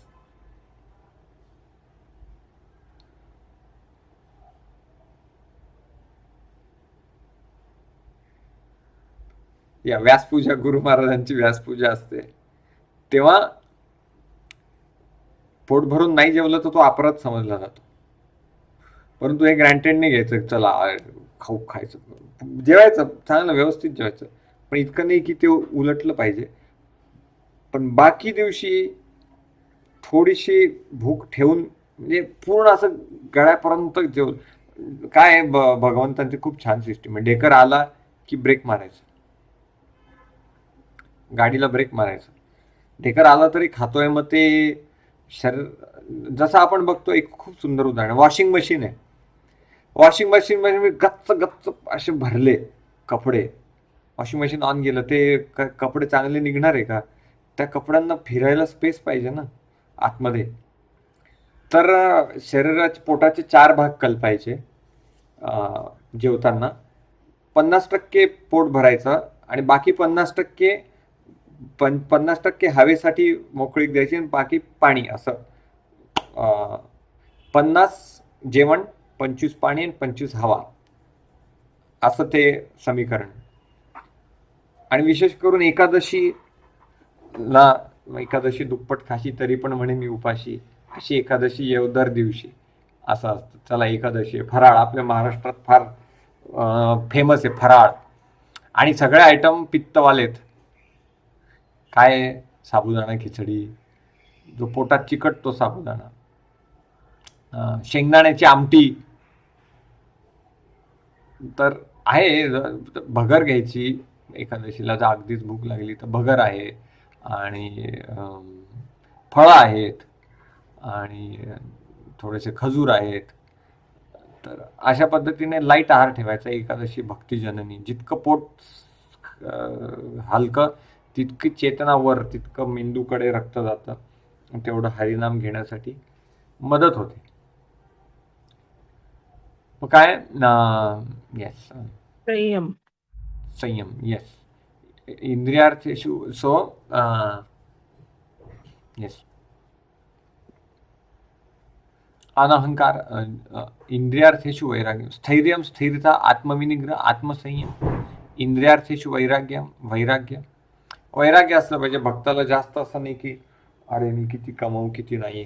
1.5 लाखाचे मोबाईल आज लोक घेतात. EMI, जास्त करून आयफोन आज EMI वर आहे. 70% 1.5 लाखाचे फोन बिचारे लोक, त्यांचा पगार असतो 10,000, त्यांना फोन घ्यायचा असतो 1.5 लाखाचा. मग ते घेतात आणि 3-3 वर्ष EMI फेडत राहतात. येस.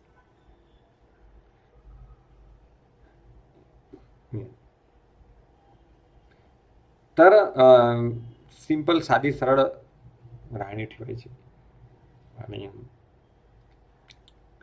अनहंकार, अहंकार नसावा. की नेबर्स एनवी, ओनर्स प्राईड, म्हणजे माझे शेजारी किती जळले पाहिजे माझ्यावर म्हणजे माझं जीवन सक्सेसफुल नाही, असं नसावं. कशाला दाखवायचं लोकांना, कारण आपण सोबत थोडी घेऊन जाणार आहे आपल्यासोबत. जन्म, मृत्यू, जरा, व्याधी, दुःख, दोषान दर्शन बघायचं. अरे जन्म काय, 9 महिने त्या गर्भात आत्मा बिचारा, त्याला कृमी चावतात सगळे. जन्म, मृत्यू तर किती, 40,000 विंचू चावतील तेव्हा कशी वेदना होते, तशी वेदना मृत्यूच्या वेळेस होते. जरा, म्हातारपण बघा, लोकांना सांगायचं अध्यात्म नाही केलं, भगवत धामात नाही गेले, या परत या जगात या, आईच्या गर्भात जा, परत मॉन्टेसरीत जा, परत 10वी पर्यंतच्या प्रत्येक परीक्षा द्या, 12वी पर्यंतच्या प्रत्येक परीक्षा द्या. मग काय, मग नोकरी शोधा, मग लग्न, मग मुलं, मुलांचं शिक्षण करा, या परत. जे अध्यात्म नाही करत आहे त्यांना म्हणायचं या परत, मी इथे काय करणार आता. खूप जण एक की दुर्भाग्य आहे, अध्यात्मात येतात 6-7 वर्ष आणि परत आपापल्या जीवनात जैसे थे आहेत. असे खूप जण. त्यांना दाखवायचं की अरे बघाय जग कसं बनलेलं आहे. मग काही ज्ञानी लोक असतात, ते यापासून विमुक्त होतात. भोग त्याग, खूप भोग करणार, मग एकदम त्याग करणार. जोपर्यंत भक्तीच येत नाही तोपर्यंत भोग त्यागाचं पेंडुलम चालू आहे. बरेचसे साधू लोक भोग करतात भारतात, मग हिमालयात जातात. त्याग, तिथे काही वर्ष, पण ती आत्म्याची स्थिती नाही आहे. आत्म्याला रस पाहिजे, मग चला परत या इथे इंडियात, मग हॉस्पिटल उघडा, हॉटेल उघडा. पण जोपर्यंत भक्तीत येत नाही तोपर्यंत भोग त्यागाचं पेंडुलम चालूच राहील. तर जन्म, मृत्यू, जरा, व्याधी, किती प्रकारचे रोग आहेत. हॉस्पिटलमध्ये बघा, आपण जेव्हा कोणाचं आपल्याच नातेवाईक ऍडमिट होतं, आपण जातो, किती वेगवेगळ्या विचित्र प्रकारचे रोग दिसतात. कसं वाटतं त्या हॉस्पिटलमधलं वातावरण, किती असं मनाला खजील करणारं असतं ते. म्हणून विचार केला पाहिजे की नको बाबा, इथे नको यायला परत. आपण या आयुष्यातच साधना पूर्ण करून जाऊ भगवत धामात. प्रभुपाद आपल्याला बॅकडोर एंट्री देतील, जर साधना केली, प्रचार केला, बुक डिस्ट्रीब्युशन केलं तर.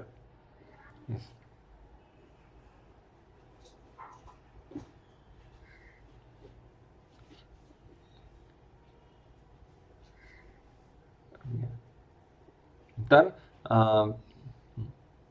आसक्तिरनभिस्वंग, आसक्ती रहित, पुत्रदार गृहादिषु. हा, पुत्र, मुलगा, पत्नी, ग्रह, घर, इथे आपण राहायचं. असं नाही की विरक्ती म्हणजे या सगळ्यांना सोडून द्यायचं, असं नाही. आपली एक ती जबाबदारी आहे, ती जबाबदारी चांगली पार करून पण या जगात राहूनही या जगाचं नसावं, म्हणजे कमळाच्या पानाप्रमाणे त्यांच्यात आसक्ती नसावी. जसं एकदा परमपूज्य गोपालकृष्ण गोस्वामी महाराजांना त्यांचा मुलगा भेटायला आला होता. त्याला 1 तास लागला त्यांना भेटायला. म्हणून ठीक आहे, लाईनीत उभं राहू द्या, त्याला काय. आणि प्रभुपादांच्या बायकोने जेव्हा सगळं विकलं चहाच्या बिस्किटांसाठी, तर प्रभुपाद म्हणले, चहा कमी, टी और मी. बायको म्हणली की चहा, गंमत म्हणून. प्रभुपाद जे निघाले परत आलेच नाही. आपण असं करू शकत नाही, ती गोष्ट वेगळी आहे. म्हणजे ती वैराग्याची एकदम परमसीमा आहे. आणि आपण हा विचार केला पाहिजे की माझा जो मुलगा आहे तो माझा मुलगा भगवंतांचा ऍक्च्युली तो मुलगा आहे. तो 60-70 वर्षासाठी माझ्याकडे भगवंतांनी दिलेला आहे. हा काय मवाई वंशो जीवलोक जीवभूत सनातन. कारण तो माझा मुलगा होण्याआधी दुसरा कोणाचा मुलगा होताच ना. Okay, then we'll bring up your mind. We'll start here and we'll walk around slowly, okay? As I showed you online, There's a three mic. furniture in here. Alongside it with the we have your smaller kitchen area at the top there. Lounge down there. Mute करू शकाल का, कोणाचं तरी mic चालू आहे? Quite nice. Yes. तर श्रीधर स्वामींची आपल्याला गोष्ट माहिती आहे. श्रीधर स्वामींची बायको नसते, त्यांचा मुलगा असतो, पण त्यांना संन्यास घेऊन खूप शास्त्रामध्ये पारंगत करून पुढे प्रचार कार्य करायचं असतं. त्यांची बायको नसते आणि त्यांना एक काहीतरी मुलगा असतो. आता याचं मी काय करू, या मुलाचं कोण काळजी घेईल. तेवढाच एक पाल खाली पडते, त्यांच्या समोर किडा असतो, ती पटकन खाऊन घेते. त्यांना लगेच साक्षात्कार होतो, अरे ही पाल खाली पडते काय, ती किडा खाते काय. मग तो किडा भगवंतांनी तिच्यासाठी ठेवलेला असतो. तसंच त्यांना साक्षात्कार होतो की या प्रत्येक जीवात्म्याचं काळजी भगवंत घेतात. ती एक त्यांची तो काळ तसा होता. पण आपण आता सध्या तसं नाही करू शकत. आपल्यासाठी वानप्रस्थ 50 झाल्यावर वानप्रस्थ पाहिजे. वन म्हणजे काय, प्रभुपादांनी हे केलेलं मंदिर वानप्रस्थच आहे. प्रभूजी, कोणाचं माईक ऑन आहे? सुव्रत.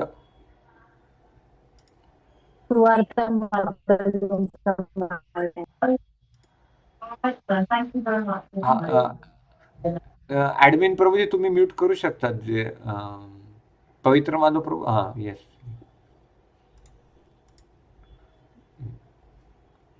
तर पुत्रदार परीक्षित महाराजांविषयी खूप सुंदर श्लोक आहे. काय श्लोक आहे? राज्याच्या अविकले नित्यम विरुडम ममता जीव आत्मजाया सुतागारा पशु द्रविण बंधुषु राज्याच्या अविकले नित्यम विरुडम ममताम जुहो. परीक्षित महाराजांनी काय त्यागलं जेव्हा त्यांना कळलं त्यांना शाप मिळणार आहे. 7 दिवसात अख्ख्या पृथ्वीचा राजा किती भोग घेऊ शकला असता, नाही घेतला. कारण त्यांनी ही संधी समजली. सगळ्यांना ते विरक्त झाले, कारण त्यांना पुढे काहीतरी खूप मोठं मिळवायचं होतं. आत्म, स्वतः, जाया, पत्नी, सुत, मुलं, आगार, घर, आत्मजाया सुतगारा, पशु म्हणजे वाहनं, द्रविण संपत्ती, बंधू नातेवाईक, आत्मजाया सुतागारा पशु द्रविण बंधुषु, राज्य, अख्ख्या पृथ्वीचं राज्य, अविकले नित्यम विरुडाम ममताम जिहो, क्षणात त्यागून दिलं त्यांनी, क्षणात. येस. नित्यमच समाचित्तत्वम पुत्रदार गृहादिषु, घरापासून अनासक्ती. नित्यमचे संतुलित राहायचं मन. कधी चांगल्या गोष्टी घडतील, कधी वाईट गोष्टी घडतील, कधी पैसा येईल, कधी पैसा जाईल, कधी मान मिळेल, कधी अपमान होईल, 4 लोकात अपमान होईल. सम राहायचं, कारण या सगळ्या गोष्टी अनित्य आहेत. कधी तब्येत चांगली राहील, कधी तब्येतच बिघडेल, कधी जुलाबच लागतील, कधी पित्त होईल. या सगळ्या याच्यात स्थिर राहायचं. बघा, माझे गुरु महाराज म्हणतात की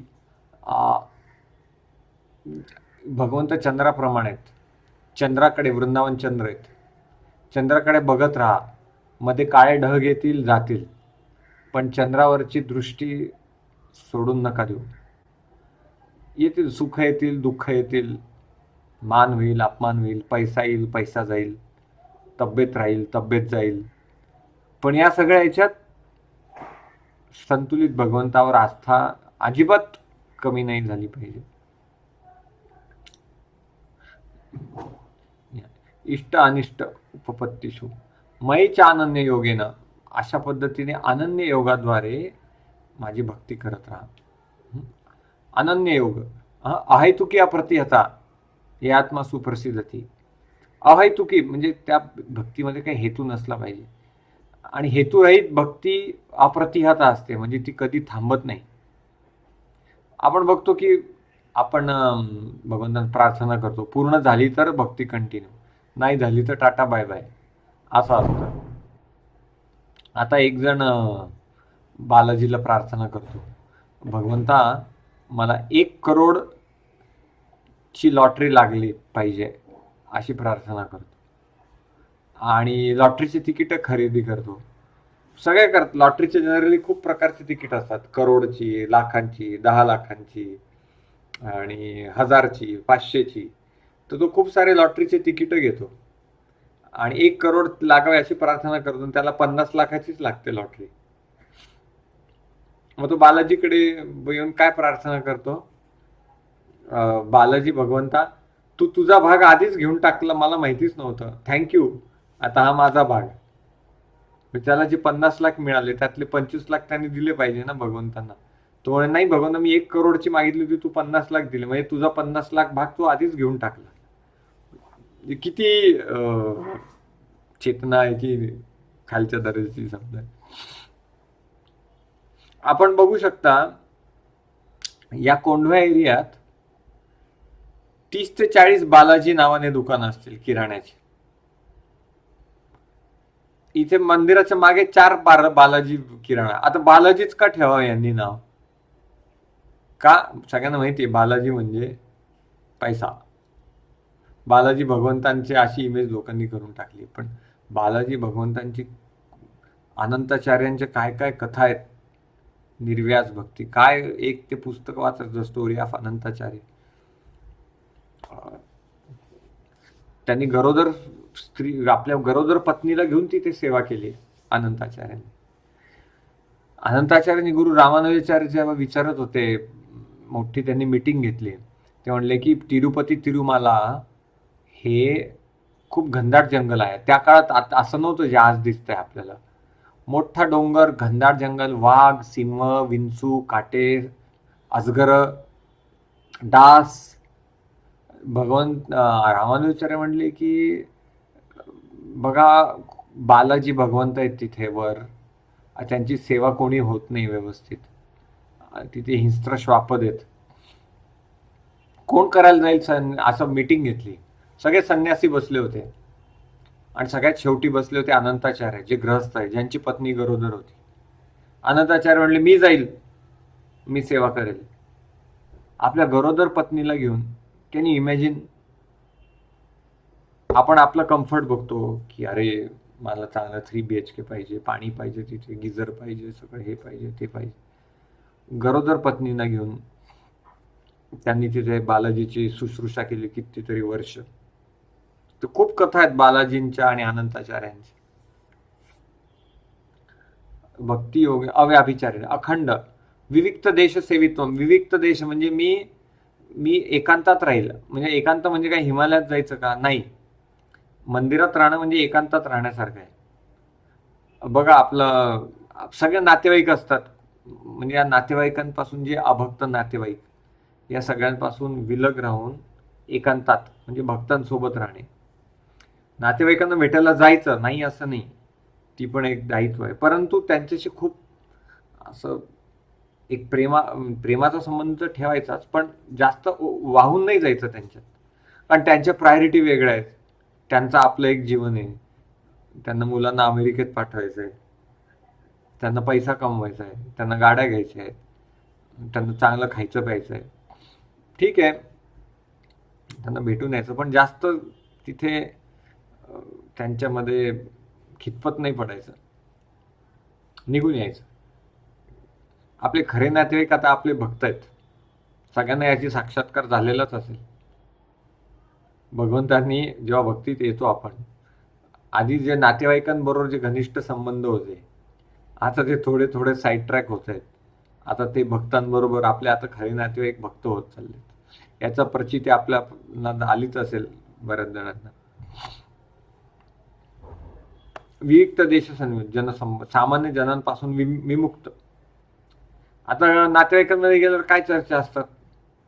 यावेळेस पावसाळाच होता, यावेळेस पाऊसच पडला नाही, यावेळेस ऊनच जास्त आहे. अरे ठीक आहे, ऊन वारा आहे, पाऊस आहे, येत राहील जात राहील, त्यात काय मोठी गोष्ट आहे.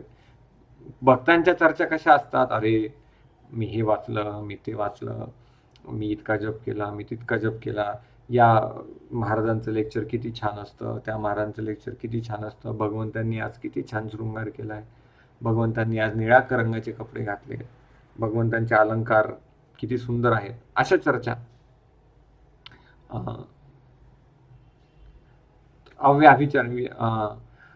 अध्यात्म ज्ञान नित्यत्व, अशा प्रकारे आध्यात्मिक ज्ञान नित्यम भागवत सेवया, असं नाही केवळ. म्हणून आपला कथा महोत्सव असतो, कथा सप्ताह नसतो, कथा महोत्सव असतो. भागवत कथा महोत्सव. सप्ताह म्हणजे 7च दिवस, आणि वर्षभर काय करणार मग? तर महाराष्ट्रात एक खूप महत्वाचा सण असतो, गटारी अमावस्या.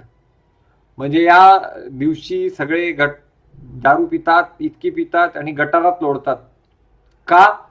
कारण पुढचे 4 महिने चातुर्मास आहे. आता येणार आहे, आय थिंक आली का नाही माहित नाही अमावस्या ती. इतके खाऊन पिऊन लोळतात, गटारात लोळतात, इतकं शुद्ध हरपतात पिऊन. कारण का? पुढचे 4 महिने मिळणार, आणि 4 महिने झाल्यावर परत व्याजासकट. मागचे 4 महिने मिळाले नाही म्हणून चला आता पार्ट्या परत. असं आपलं नाही, आपलं नित्यम भागवत सेवा आहे, कायम भागवत सेवा. तत्वज्ञान, गीता वाचन, भागवत वाचन, तत्वज्ञान अर्थदर्शनम. CC मध्ये काय श्लोक आहे? सिद्धांत बोलिया चित्ते ना करे आलस, या हते कृष्ण लागी सुदृढ मानस. सिद्धांताची जेव्हा चर्चा येते तेव्हा आळस करू नका, व्यवस्थित जाणून घ्या. इतर ज्ञान हे ज्ञान आहे, आणि याच्या व्यतिरिक्त जे काय आहे ते सगळं अज्ञान आहे. तर अशा प्रकारचा हा पुढचा जो आपला सेक्शन आहे 8 ते 12. तर आज आपले 2 सेक्शन पाहिले आपण, 2 विभाग. पहिले विभाग भगवंतांचे अर्जुनाला प्रश्न, अर्जुनाचे भगवंताला प्रश्न आणि भगवंतांचे उत्तर. यामध्ये प्रश्न काय काय आहेत? हा विभाग आहे आजच्या अध्यायाचा. पहिले 7 प्रश्न आहेत, मग 8 ते 12 जे आत्ता आपण पाहिलं ज्ञानाच्या पद्धती, मग 13 ते 19 पुढचा असेल आत्मा आणि परमात्मा, आणि मग एन्जॉयर, भगवंत कसे एन्जॉयर आहेत, आणि सीकर टू सियर, भगवंताकडचा प्रवास, आणि दिव्यता. असा हे यातलं आपण हे बघितलं. आणि पहिला हा विभाग अर्जुनाचे प्रश्न, आणि पुढचा विभाग जे दिव्य ज्ञान आहे भगवंत जे प्रदान करतात ते आपण आज पाहिलं. हे आहे. तर कोणाचा काही प्रश्न, जे काय आधी याच्यात आपण चर्चा केली त्याबद्दल कोणाचा काही प्रश्न?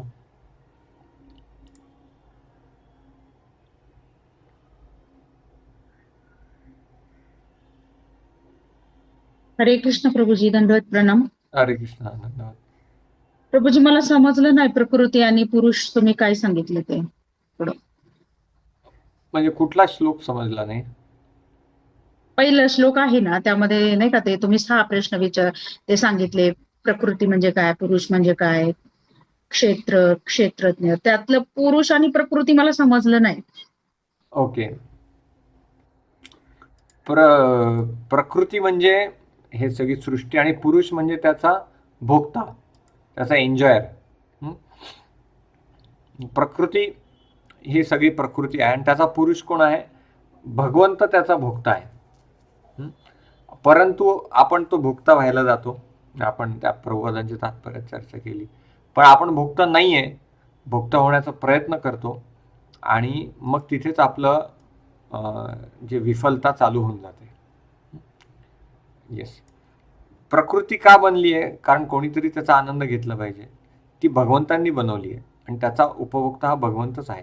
म्हणून आपण जे काय आहे ते भगवंतांना अर्पण करूनच करतो, की भगवंत ॲक्च्युली तुम्ही याचे भोगता आहात. तुम्हाला मी अर्पण करतो, तुमच्या परमिशनने, तुमच्या आज्ञेने मी याचा भोग करतो. हा त्याचा मागचा मतीत अर्थ आहे. ठीक आहे. हो प्रभू. अजून काही अरे. प्रश्न? हरे कृष्ण.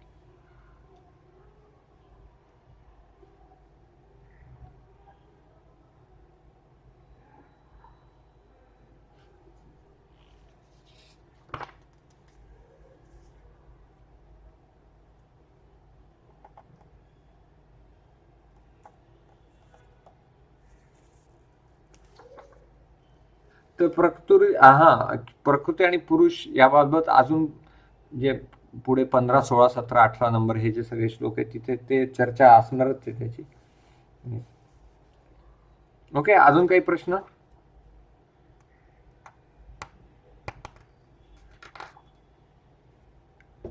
येस. आपण मग विराम द्यायचा प्रभूजी आज. हो प्रभूजी. Thank you so much. आणि हे जे रेकॉर्डिंग आहे मग आता हे कोणाकडे द्यायचं मी मला ते सांगा. नाही, मी पण रेकॉर्डिंग केलंय प्रभूजी. ते आपल्या BORC ऑफिसमध्ये जातं, मग ते हे करतात.